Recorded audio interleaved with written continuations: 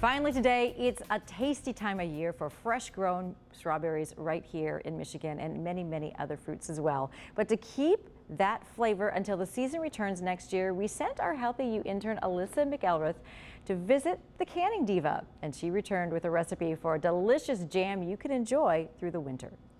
It's my favorite time of year in Michigan because it's blueberry season. I've never met a blueberry I didn't like, and today I'm with Diane Devereaux, the Canning Diva, and she's going to show us a simple way to enjoy blueberries all year round. Yeah, absolutely. One of my favorite recipes is a blueberry lime jam, and it's very simple. It just has your similar components: blueberries, lime, pectin, and sugar. You can't beat that. First, you have to clean your blueberries. Okay. Give them a good rinse using a colander, and then sort them, making sure all stems are removed, anything that's damaged. Too ripe is also something you should remove, as well as unripe.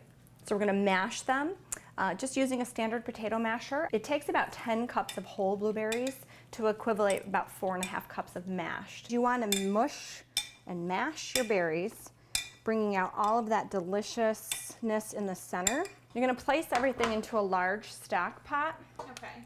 And the reason you are using a large stock pot is by the time you get your berries inside, your zest, you are going to add 5 cups of sugar to this. Oh, okay. So you want to make sure your stock pot is sizable, otherwise you're going to possibly boil over. You just need 1 lime. When you are getting zest from a lime, what you don't want to do is get a lot of that white fiber in there. Okay. That's what's going to make the jam taste bitter. Look how beautiful that is. That is. It's going to give it a little bit of texture as well as some color. It's going to complement that burgundy. Slice your lime in half.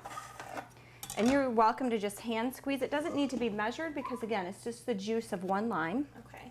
And it's okay if some of the fibers of the lime get in there. I wouldn't say clean it out by any means. Focus on the juice. And then we're going to whisk in this pectin.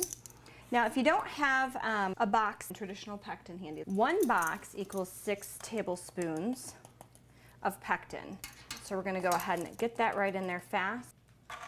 So we're going to go ahead and we're going to whisk that in. And we're going to get it right over to the heat. Now with this recipe, we're just going to pay attention to it, allow it to come to a boil. As this is boiling, the color it becomes is absolutely gorgeous. Yeah. And before we know it, it's going to be a nice dark purpley burgundy color, which is just gorgeous. True blueberry color. Absolutely. Yeah.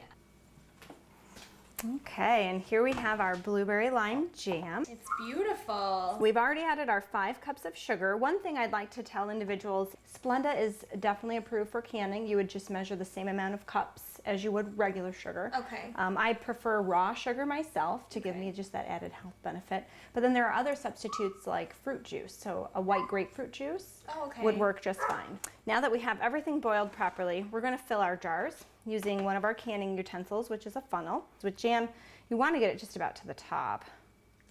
Oh, look at how pretty that is. Isn't it gorgeous? And the way to make sure you're doing so is using a measurer. Okay. This is what tells you what your headspace is. Okay. You have to pay attention to that because you have to give the food opportunity to expand and then later contract. Then you're going to dip a warm washcloth in vinegar. It kills bacteria and it helps cut through any substance that may be on that rim.